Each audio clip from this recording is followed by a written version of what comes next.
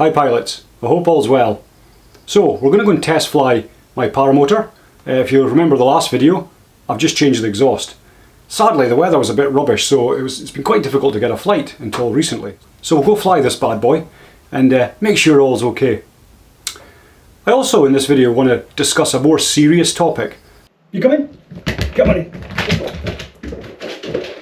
So shout out to Steve McIlroy 9518 who commented quite recently on one of my videos about a recent catastrophic failure on a Parajet Maverick 1 swing arm or riser arm. Now, this got my attention because this is incredibly rare.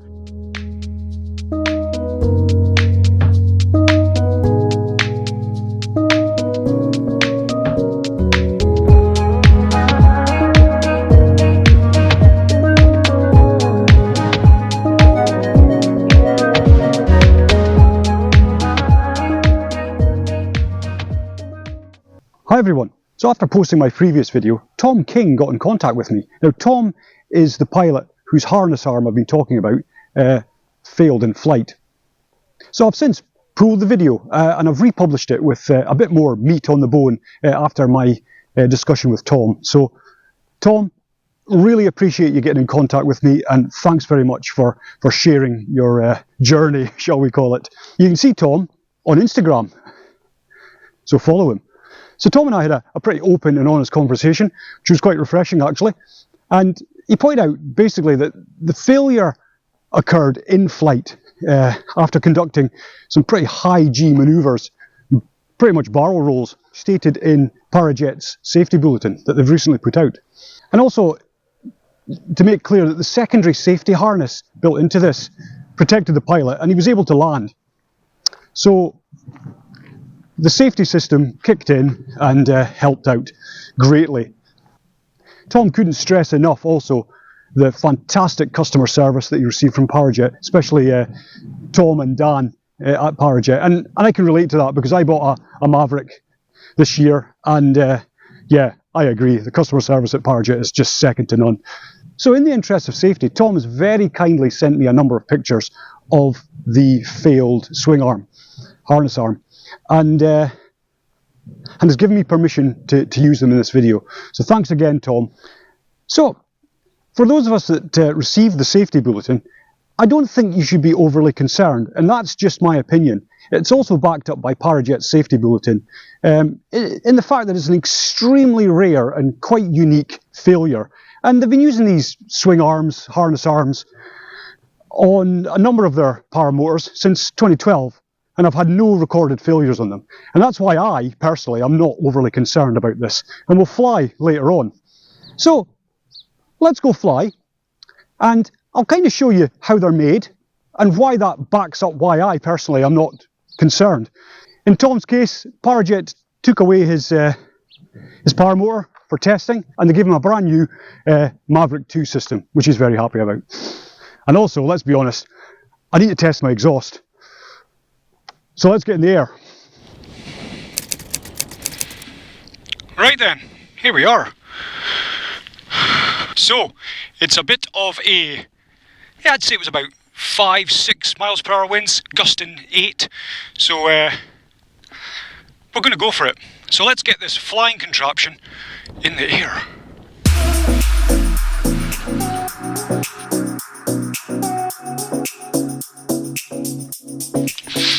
Get this exhaust tested, that's the main thing.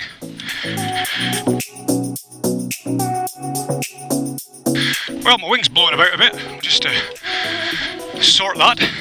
Good wing layout, makes for a good launch. Right, let's go and get this sorted.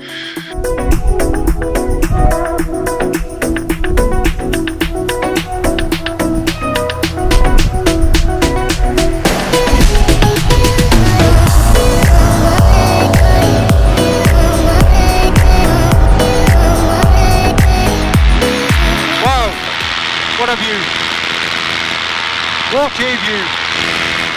Your current altitude is near 1900 feet, about 1,700 feet above ground. You are flying northwest at 17 miles per hour.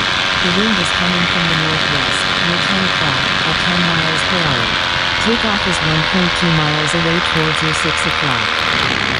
Right then. Ooh, not a bad takeoff actually. It was probably borderline reverse or forward. I went for a forward. I know, what a wimpy.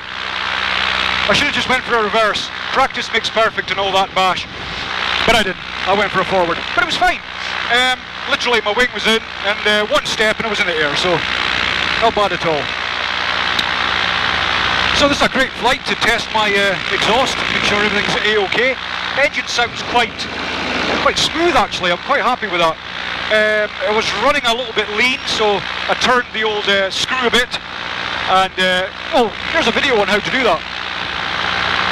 Daniel's lifted off, he's taken off I should say from away up at New Aberdour, so I'm going to make my way towards that way, just on the off chance that I intercept him, so we'll have a nice flight, you and I.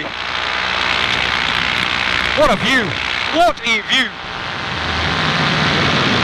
A bit of a sea fog coming in, so we'll try and avoid that a little bit. Oh, a little bit bumpy. So, let's talk about the bit that was concerning me. So as I say, I've got a comment, reference the good old swing arm here. So here's the swing arm in question. I am not worried about that at all, because I've seen how these are made. Another reason I'm not worried is Parajet are up there amongst the best paramotors on the market.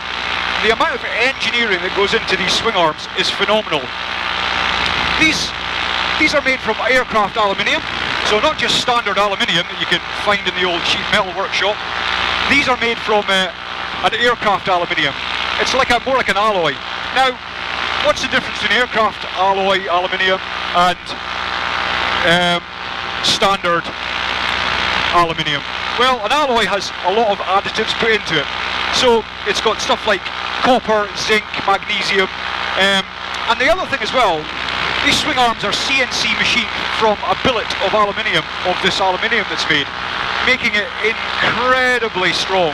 They are heat treated, and then each one is individually pool tested with a sort of a weighing scale type system, so that they're all the same. Now, Parajet have been using this exact type of swing arm, here it is, in all its glory, since 2012. It's on most of their fleet of paramotors. I've flown two of them, the V3 and this, which has exactly the same swing arm, and they've not recorded any failures, and this is the first. So Parajet, because they're a professional organisation, have rightly put out a safety bulletin. So here it is here. And it's kind of stating, quite rightly so, that they're looking into this. They've sent the sheared swing arm away for metallurgy tests, say that when you're drunk, and you know, we'll be interested to see what that comes back with, but I'd be very, very surprised if it's failed of its own accord. And I'd be interested to see if Parajet come back with any conclusion, findings, etc. Is there any weakness? Is there any issue? Your current altitude is near 1,200 feet, about 1,000 feet above ground. You are flying northwest at 21 miles per hour. The wind is coming from the north, near 12 o'clock, at 19 miles per hour. Takeoff is 3.7 miles away towards your 6 o'clock. Oh. So there you go, that's food for thought. Be interested to hear your thoughts on that, because it's a strange one. It's incredibly rare, if at all ever happening again, I don't think. It's a bit strange.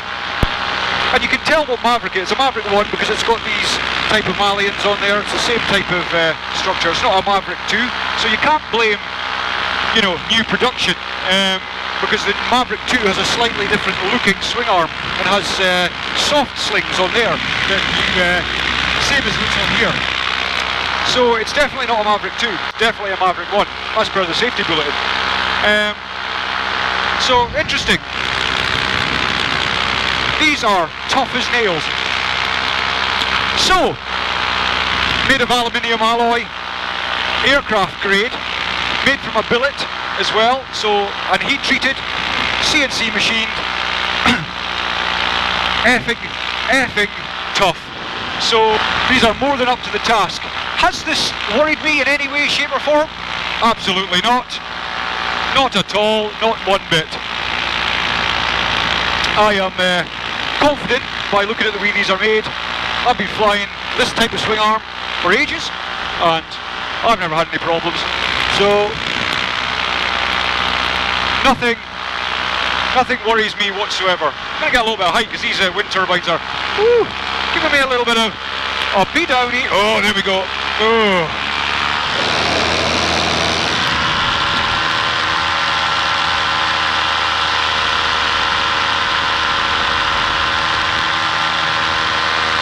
Oh yeah, that's getting bumpy now. Let's go this way.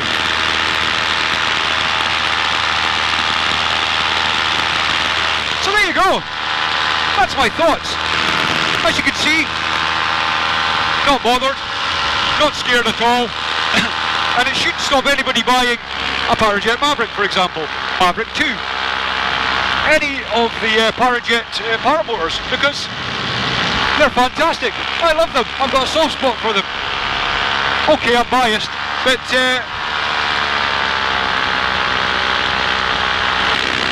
more than happy to continue flying, continue to buy Parajet products. I could understand if there was 3 or 4 failures and these kept happening, then I would be a little bit worried, but I think this is a one-off.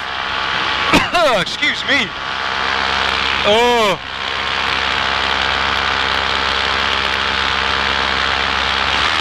You have been flying for 20 minutes. Your current altitude is near 1,200 feet, about 1,000 feet above ground. You are flying northwest at 20 miles per hour. The wind is coming from the north, near 12 o'clock, at 17 miles per hour. Takeoff is 5.1 miles away towards your 6 o'clock.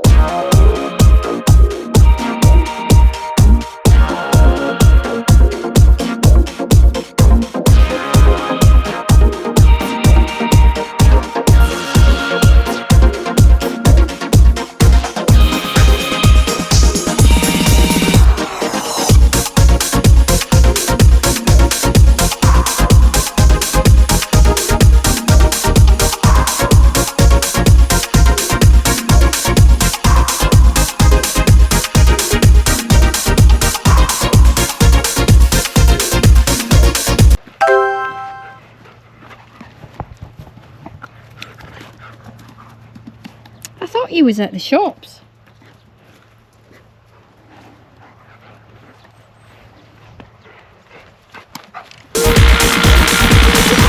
Right, let's get through some admin.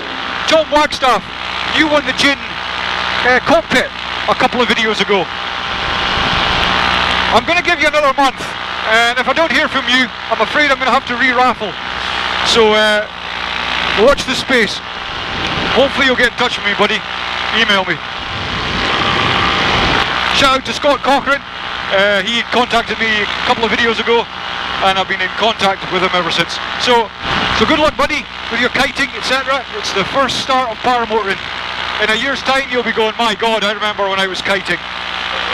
Excuse me. Wow, s'il vous plaît. So, any questions?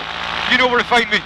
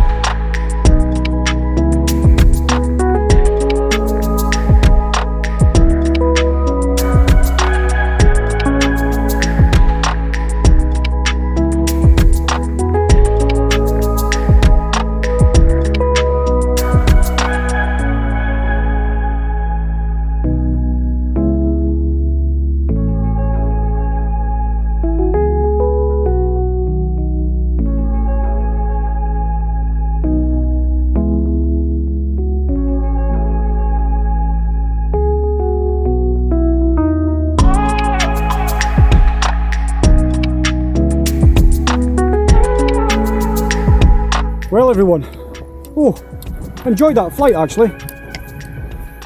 Little bit chilly, but that's my own fault for wearing trainers, light jeans and just a jacket.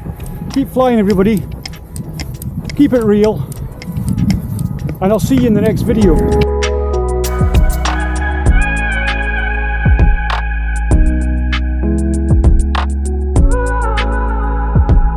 It's time to go home for a cup of tea, I think. I'm gagging.